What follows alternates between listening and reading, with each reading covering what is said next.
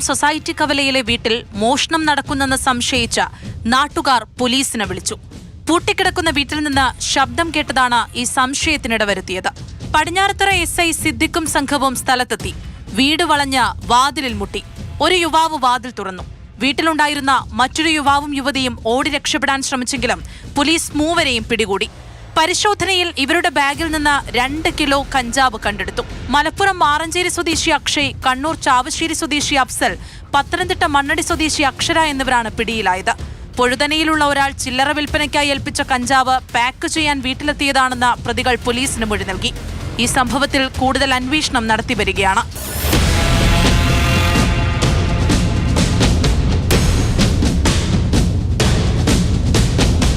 Mathrubhumi news, Wayanad.